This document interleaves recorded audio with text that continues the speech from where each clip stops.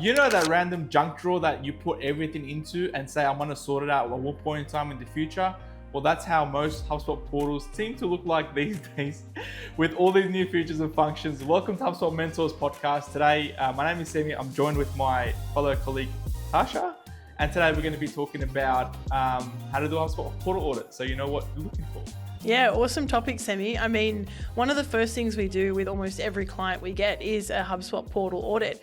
And funnily enough, we get asked this question like quite often actually, like what do you even look for and can you do one for me and how much do they cost and all that type of stuff. And I mean, I guess this is the episode for all of those people. We're going to spill the beans on how we do a HubSpot portal audit and share kind of the key insights and the key features that we look at before we kind of dig into a client's HubSpot so that we know what we're looking for.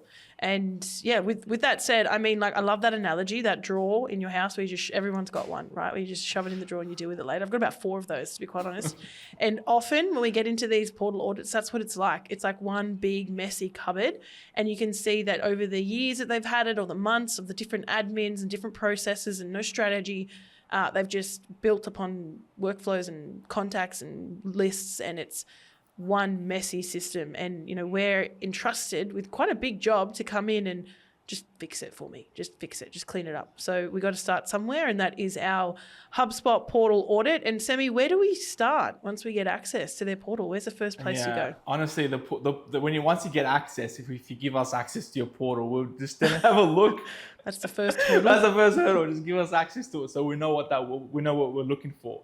But the thing is, like, once you have a look at high level overview of all the properties and functions and data, and it'll start telling you a story behind who's used what's happened and how it's kind of laid out. So I think the idea behind it is just doing a high level overview of your data, just looking at all the information that you have available, what properties are being used, what properties aren't being used, is there any duplicate contacts, like is there any missing property? Do you have like properties that are a duplicate of the same thing but with a different purpose? Maybe you use the same property at a form but you didn't end up using it as a form, but then that was only created once. Yep. Like looking at those little things. Yep.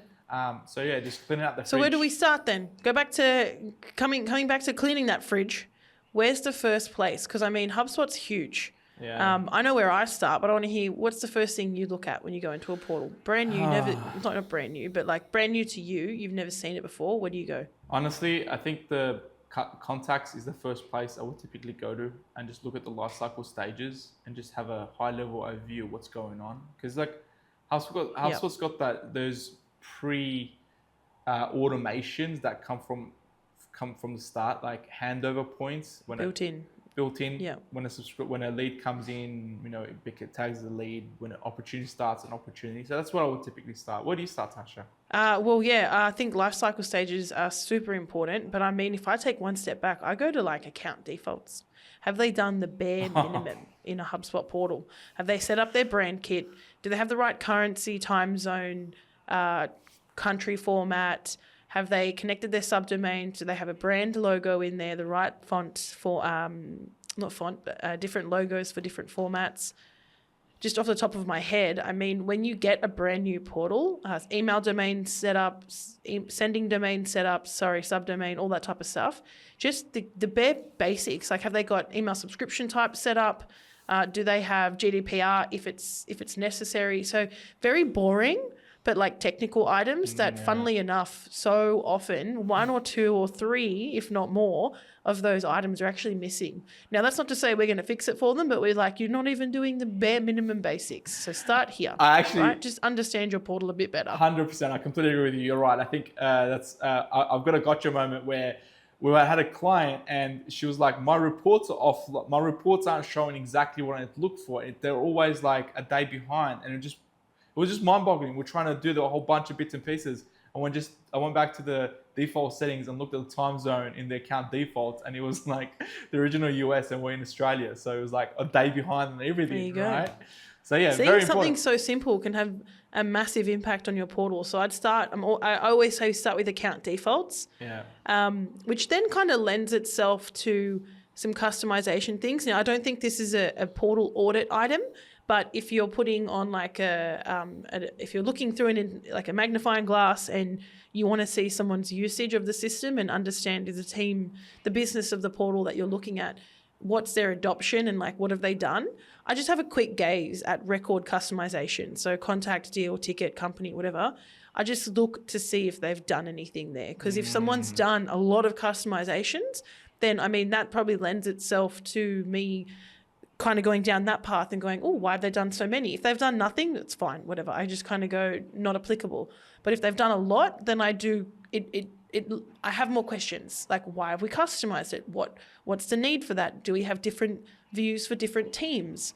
I miss subscription level, but subscription level is the other thing that I look for. Like, what are they paying for? Are they using everything that they pay for? Are they maxing out on like certain things? So custom that's objects. where I'll start. I'll kind of start with, just very basic. What have you bought? Are you doing the bare minimum account default things? Before I get too strategic, which is what you said before. So that's my next thing, is life cycle stages, contacts, lead status, lead object if they're using it, deal stages. Like I look at that like from a bird's eye view and I go, how are these all working with each other? So like what you were saying before, Semi, I go straight to the life cycle stages and I see if they're using the default automations. And then everyone, if you're familiar with HubSpot, if you go to a lifecycle stage, you can actually see where it's being used. So not only how many records is it being used on, but I see where it's being used. Yeah. And then I'm like, oh, okay, this is really, really being used. I need to spend a bit more time in investigating this, or it's not being used at all. Cool. I'm just going to write that down in my audit. And then when I kind of go to the client, I validate it. I go, okay, cool. I know this is not being used very, very well. Is that true? And they're like, I don't even know what that is. Okay, cool. Yeah. we can clean that. So I go there straight after. Yeah, it's so interesting because like I think the other day when we're having a conversation with a client, we looked at their deal pipeline, it was like completely empty. And then I was like, oh, they're not even using HubSpot. But then next minute we looked at the life cycle stages and it was like, wow, that makes a lot more sense because they had deal pipelines in there. It had lead information in there. They had a life cycle stage called Hail Mary. They didn't even know what that was, but it was funny to see. It's so interesting. Yeah, I like that one. That's a good one. That's a good one. Yeah. Where do you go after life cycle stage and like contact, like understanding contact, Semi? Honestly, I can't help myself. I would typically just go directly to like the deal pipeline and just look at the pipelines in there, same. right? Because like I'm like, okay, great. Let me see how many pipelines they've got going. You know, that freaks me out always. How many pipelines? Because we've been in portals that might have one pipeline, and then we've been in portals that have like 12 pipelines, and they all have different meanings and automations and systems. So yes, exactly. That could be its own episode, like 100%. auditing your pipelines. Yeah, what do you need it for? It's like every customer's got their own pipeline, you know? Yeah, every sales rep has their own pipeline. Yeah, every sales rep's like got their the own same pipeline. Thing. It's quite interesting. I mean, like there's arguments for different pipelines though. Yeah. That's not today's episode. Today will just be auditing, high level auditing your HubSpot portal. Yeah. And what you've just said is really valuable there. After you've looked at life cycle stages and contacts, it kind of means you should go into deals. Just quick on that note, the reason why, like, it's just very touch point. The reason why that we go, okay, cool. Like, why you should have only one or two pipeline, depending on what that is because HubSpot creates like these multiple touch points for every pipeline that you would create, and therefore you're actually like making a lot more mess. So when I say, hey, when's the day that like time or the date was that date entry point when someone enters when a contact enters a stage at some point in time, there's an entry and exit point that is recorded within HubSpot. You're gonna have like hundreds of these trying to filter them out. It just waste of time, you know. It's quite painful. It's very I've seen painful. that. You're better off using custom deal properties, right, to filter in the actual pipeline. So it's a really good point. Yeah. Whilst we're in pipeline Semi, we also look at like automation triggers. Yes. So what tasks and notifications. Notifications. Notifications. That's a good one. I'm pretty sure I made up like 3 different words today. That's the third. Automations and tasks. Oh, I see what I did there. I put notification, automation in one word. Notification. That's a good one. Automatic notifications. Oh my goodness, I'm sorry. We'll just move on. We look at those in the deal pipeline. We also look at how the deal is integrated with reporting. The deal pipeline is integrated with reporting. Yeah, absolutely. That's a very, very important point. It's just like, is there anything that if we do make any changes, it's going to affect the work that we're going to end up doing? That's what we're looking for, technically speaking. And there might be like redundant Yeah. stuff that's just like overlapping on top of workflows, and you're not sure what that looks like. It looks like a mess in there, right? And then some Un- custom calculated proproperties down the end of there, Yeah, and yeah. other triggers, and you're like, what is Yeah, this? absolutely. Take it to the client, they're like, I don't know, and you're like, oh god. Yeah, absolutely. Yeah, You know what that's I've right. also been looking at recently, Tash, is and this is missed. I don't know. I've been looking at it. Is like the call and meeting types, because Yeah, I do that as well. that's been Yeah. helping me understand a little bit more about how the customer is being used in, what are important things for them and how they've been using it, right? Yeah, I really like that. That's a good one. So I'd kind of bundle that under the default stuff personally. But yeah, it's still something that I would do. Yeah, I could kind of go, have they customized those meeting outcomes, call outcomes, call types, meeting types, depending on their subscription? Have they made it mandatory for people to fill in? To use as well, because I'd make it mandatory for my clients. That's awesome. Couple more things. Couple more things that came to my mind as well. What I also look at is the record itself. Like, when was the record being created? Did a record move a stage at any point in time? That tells me if the pipeline's being used or not, right? So if the record has moved, like how long deals have been in there for? in Deal's pipeline, and is there any like workflows that move things to another pipeline based on the duration? You know what I mean? Like that's been very helpful. Points. What we kind of skipped over, but I feel like was really important, maybe it's in our list somewhere here, but no, it's not. But I think we should sit a second here, is on properties. Custom properties built. How many are being used? What's not being used? You kind of mentioned it before. Like, how many times have we been into portals that might have like 4 different variations of like lead source, for example? And we've like had this jumbo task of combining 4 different custom contact properties into one. And that in itself is quite a task. So we do a bit of an audit on the properties. I must say that now Ops Hub is around. If a client has Ops Hub, we'll leverage Ops Hub to help us with that audit. We won't do it like fully on our own, but we do have a high-level look at their properties across the records, objects, to see how many custom they've got, how much usage those have got. Are they being like used in forms? Are they being used internally? Are they conditional logic on those properties? Are they calculated properties? So we do kind of this whole property review. And if we've got questions, of course, we ask the client. But the goal of an audit is for us to kind of get a quick, high-level understanding of what's going on in their portal from like a very unbiased, just systematic point of view. And then we can obviously continue on what we're doing. But yeah, properties, that's a big one. It's a backbone of HubSpot, right?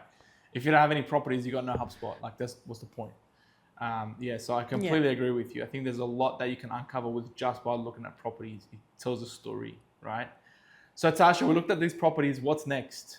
Well, we've done account defaults, we've done contacts, we've done deals, we've done properties. We haven't really talked about marketing yet. So I think from a marketing hub point of view, if they've got marketing hub, generally speaking, I just go have a look at the tools. I go, are they using this? Are they using that? Are they using this? Like, just high level. Are you using it? Yes, you're using it. Okay, cool. That gives you a tick. If they're not using it, it gives you an X and I mark you down on your portal audit score. Or if you are using it, I do spend maybe a little bit more time in there. For example, marketing emails. How many marketing emails are you sending? What's your email health look like? Are you getting good clicks? Are you getting good deliveries? Are you getting lots of spams? Like, I kind of get that. I try to get a bit of a holistic view as to how they're using. I even look at a couple of your emails to see how they're formatted. Do you have lots of links in them? Are you too image heavy? Do you have enough text? Just again, to get that general feel of how you're using that particular tool.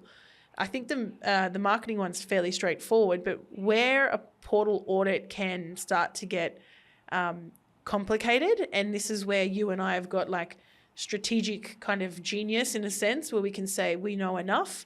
We go look at workflows. Now, depending on how many workflows a client has, how many are on, how many are off, how many errors they have, what type of workflows are they? Are they named properly?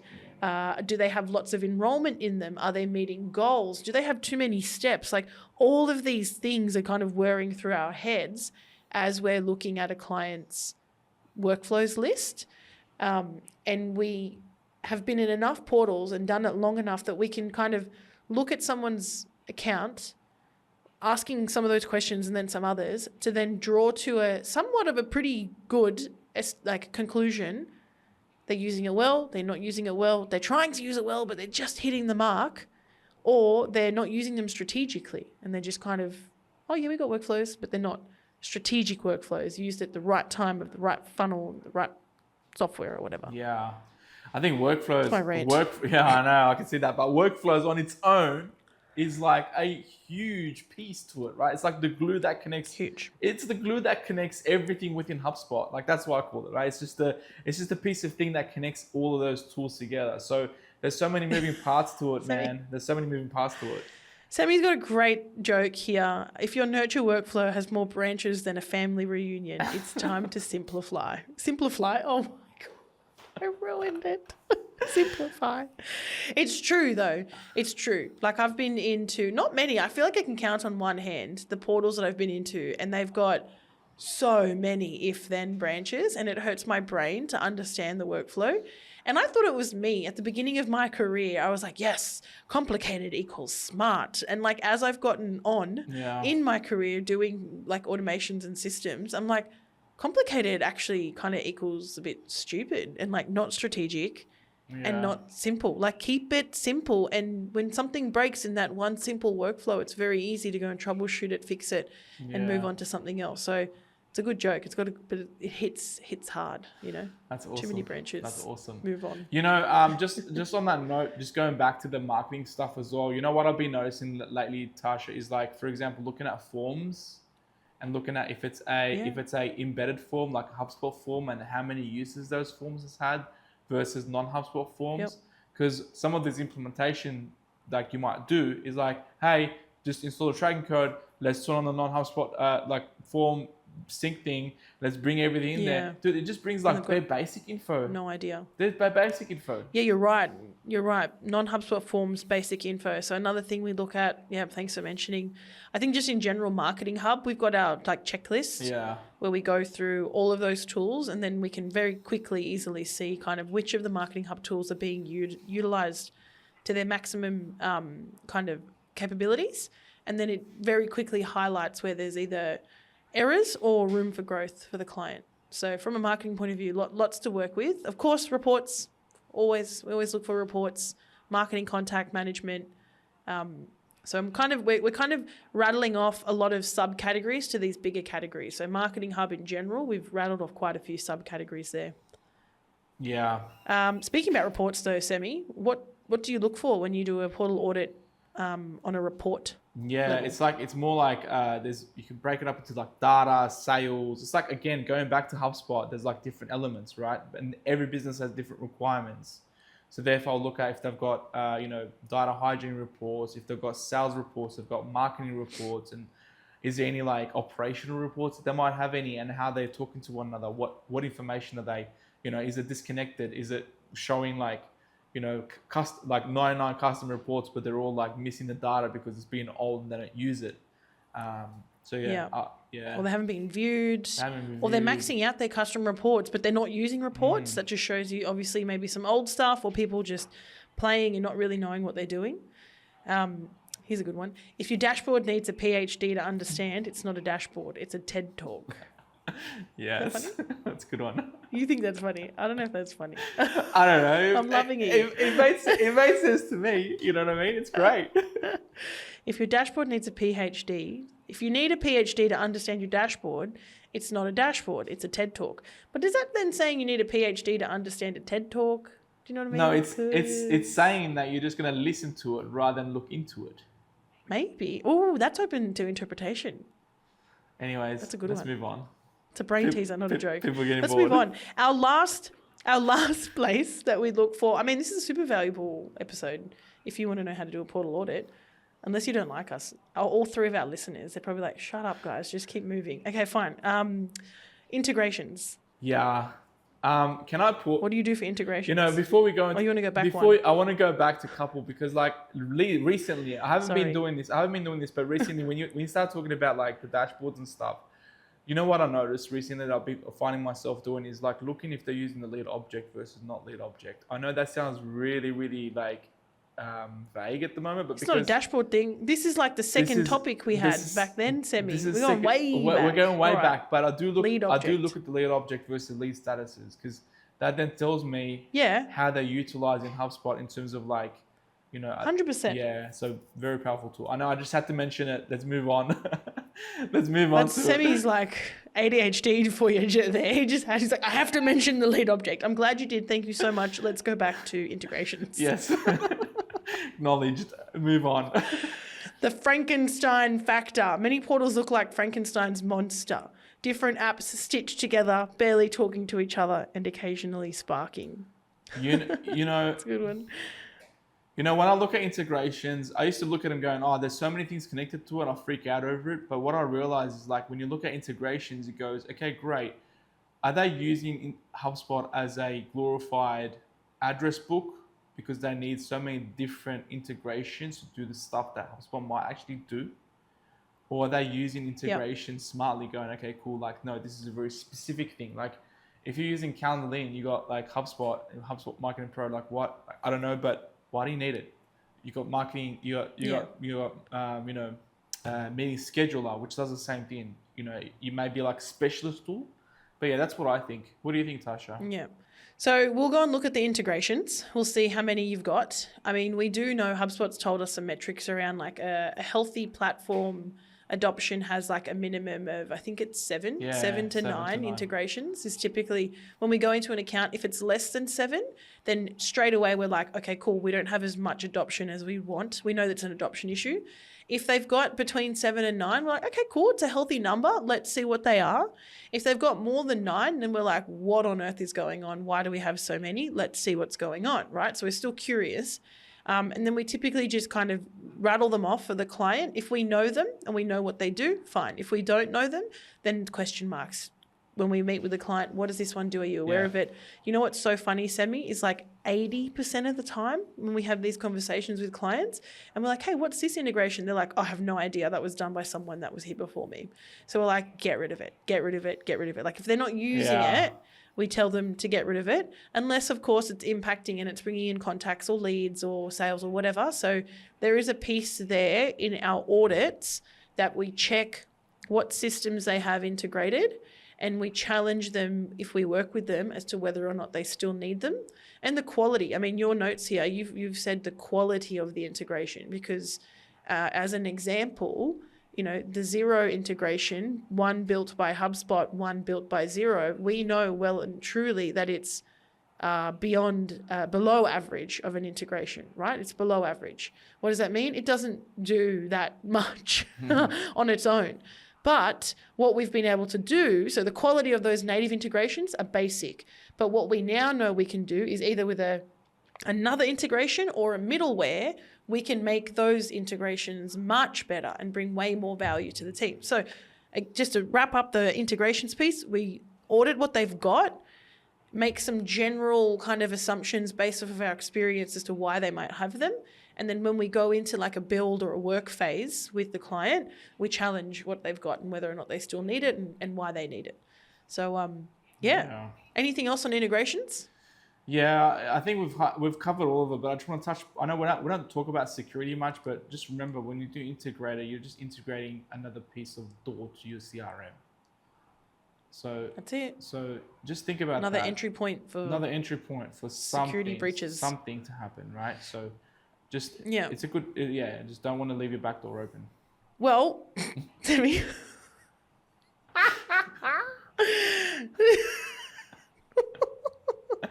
A HubSpot audit isn't about fixing what's broken. It's about tuning up what should be working better. With that said, it's been heaps of fun talking about HubSpot HubSpot audits and how to do them.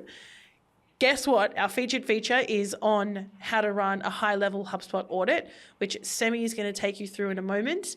But until next time, happy HubSpotting, and we'll see you soon. See you later, guys. Just going to give you a quick rundown on how to do a HubSpot portal audit.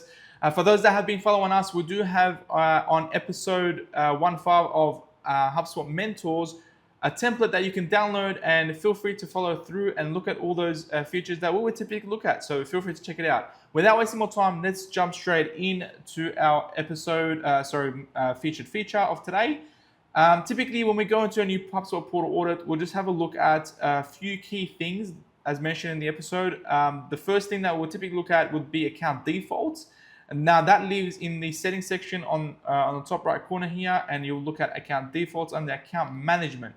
So this is our demo account for all those features. So some of those key items that are being, we would look at that's probably being filled is not filled here. So this is a good example of those items.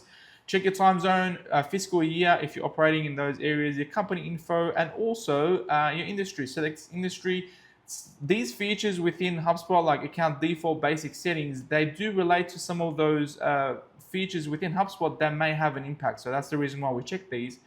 Other items like, for example, branding, your logos, we don't have any here, your branding, your colors, your themes, if you're using any of those marketing assets. Branding voice, have a look at that, see if that's been done here. Other things that we'll typically look at is users defaults. What's the, for example, this should be Australia, not USA. And then if you're lucky enough, just change those features right now and be able to do them, those changes right now as we go along. Then I will typically look at, for example, currency. In the current section, you feel free to change it. So this is US in this instance, but yeah, go through and have a look at those items. Now, next thing on the list that we spoke about, would have a look at any of those items in here. So for example, using teams, a good area to look at if there's any teams being utilized, if there's any super admins that shouldn't be in a super admin or are an admin. So like, there's a good ratio. You will typically have maybe 2 or 3 super admins in the portal, but if you do have a lot, then it's typically people that are making changes in your portal that they shouldn't have. So those are the few things that I would typically look at. Now, next thing I would go through is integrations we talked about. We can go back to this a little later, but this is where they will all live. So if you go to connected apps, that will then show you all the apps that are connected to this. So you can see that we've got a couple of apps here that's connected. And then what other items that we'll typically look at is you got marketing contacts. Oh, one thing that is good to know is, for example, if you have connected apps, which of those apps are actually turning things into marketing contacts. So this is a little note that we'll typically make, because then if we do have a limit of marketing contacts and non-marketing contacts, that we'll also have a look at. A few other things that we'll typically look at would be, for example, properties as mentioned in the episode. So usages, so you can look at usages from what that looks like. You can filter out by who's created what features. So I've seen that I've created one, it's called demo data, and it's got 99.21 info in there, for example. You got HubSpot ones. You do have other properties that you can have a look at. Now, one thing that you might want to look at is if you go into, for example, this demo data template property that I would look at is what are those other uses that might have in there. So if there's any workflows attached to them, like forms or lists, you'll be able to list them out here for any other assets. So you'll make a note of those items. One thing to also look at would be the quantity of those custom properties. Is there any duplicate ones that we mentioned? So have a look at them here. And then scroll down is the objects. You got all these different objects you can have a look at. Same thing with deals. Now, the one I would typically start off with is contacts, and then click into the lifecycle stage and have a look at the lifecycle stages. So, are we deviating from any of these lifecycle stages? Is there any custom ones that you can have a look at? So, very useful section to figure out what that means. And the other thing is we would typically look at, for example, default views, just in general. So if you go into contacts and then here it is, let's have a look. Have we made any changes here? So you can see that there's a couple of things here.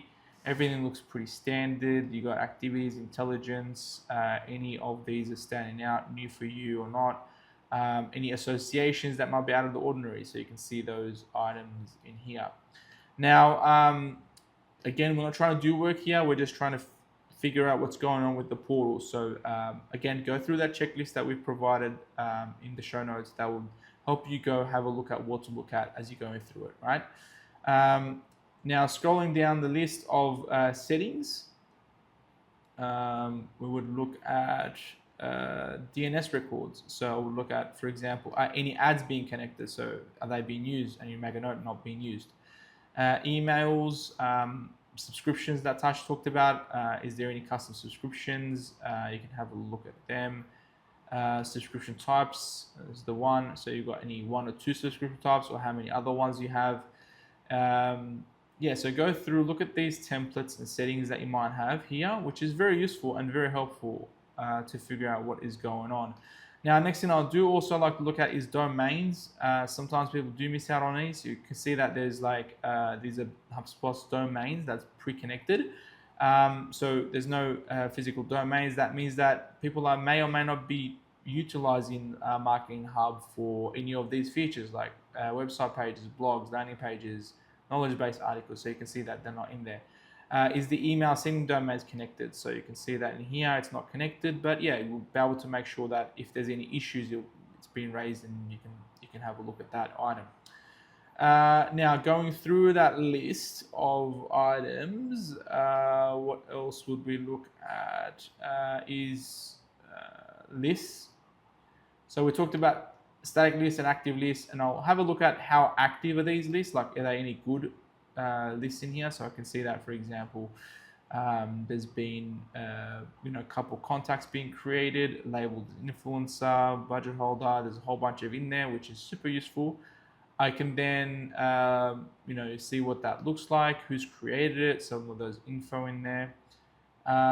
Email templates, are they being using it, not being using it? The email health score, so you can see that item in here as well. Now the other for example, events, ads, social, you can see that items here. The one that I typically like to look at, as mentioned before, is the lead object. I'll typically look at leads and see if they're being utilized. So I can see there's being utilized one of these events. There is also a beta that's come out here, which you can have a look at all the leads that are being utilized in here, right?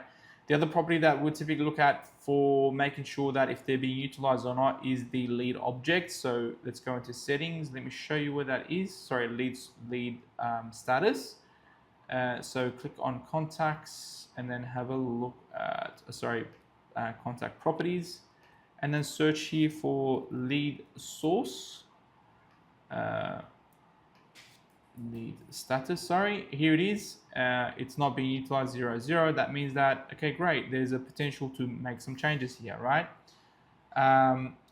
Going through that list of items, see if there's any inboxes connected. Are they using chat? Really good place to know that as well. Very high level, very quick. So go through the connected apps. Nothing's connected here. How many inboxes are being utilized? Going through these tasks, oh man, there's so many tasks out there. Like, for example, we might have how many tasks are being created. Are they overdue? For example, this is not overdue. That might be a good one. These are fine. Other items, campaigns, it's fine. Ads, check to see if there's the ads accounts like being connected or not connected. Social media accounts being connected and not connected. Forms, that was what we mentioned in the episode. For example, I have a look here. It looks like there's only HubSpot form. If I go into the settings and click on non-HubSpot forms, it looks like it's been turned on, but obviously we don't have our tracking code installed, but that would be an indicator. Okay, great. So that means that if anything pulls through, that's going through here. Do we need those forms a point of conversation with the client or with your team? CTAs, yeah, lead scoring, you can have a look at those. Marketing stats is a really good way to figure out if you've got your, or marketing analytics here is to figure out if you've got your track code installed. Again, this is our demo portal, so we don't have that installed. Other items going down the list, content is fine. Let's go into sales. We looked at that. Sequence is a good one. Are they using sequences? Is there any sequences that have not been utilized and there's been tasks associated with it that haven't been completed? So that's something that I might look at. And then field activity forecasting, just have a look at these, rating like if they've been done or not. If it hasn't been done, make a note of them. There's so many tools within HubSpot, like you can spend hours here trying to figure out what's going on here. So yeah, just a quick overview of them. Any products are they using? Yep, no products. Now I think I just skipped on one of the most important ones, which is deals. This is a great way to figure out if the deals are being utilized or not, as we mentioned, right? So how many portals are there? So there's a demo sales pipeline, there's a normal sales pipeline. I can see that. Okay, great. Which one's being used? You can see that. When was the last time it's been used? No activity, 5 months. I also like to go through this little option here where it gives you like a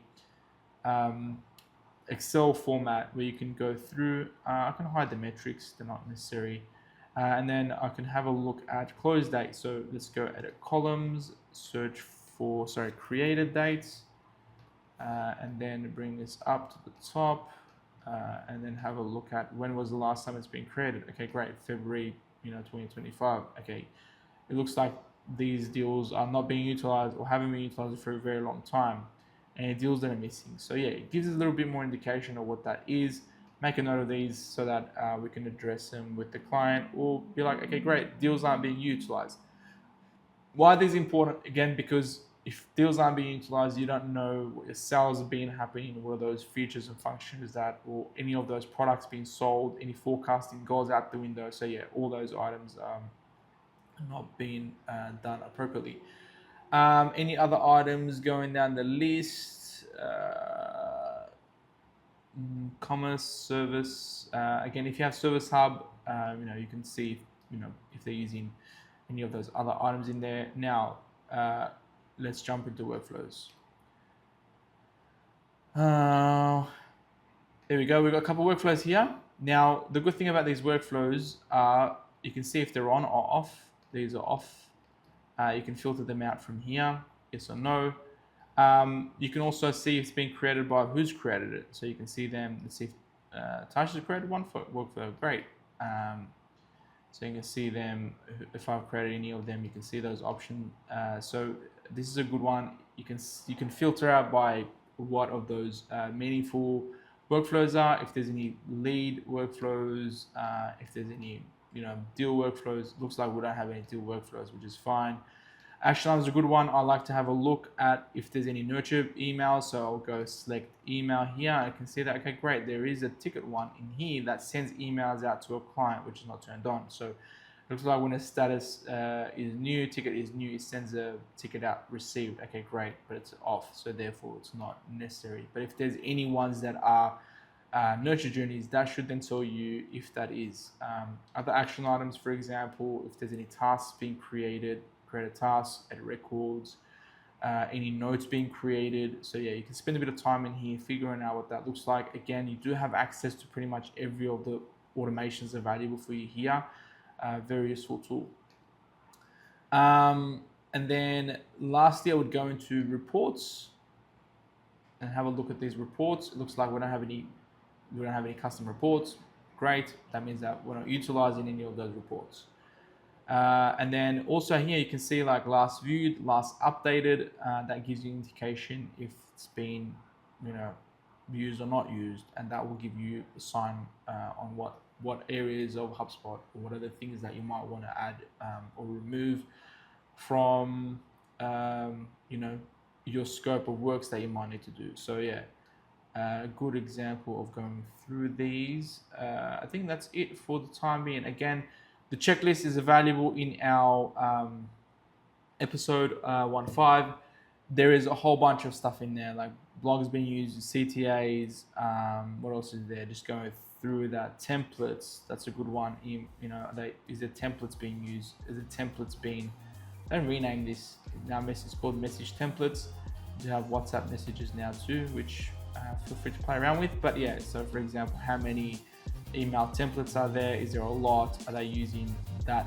Are they using these as often or not using these? So yeah, you can have a look at those items. without wasting more time, I think we covered a fair bit in here. So yeah, feel free to have a look at these and give us feedback on what you think. All right, guys, talk to you soon.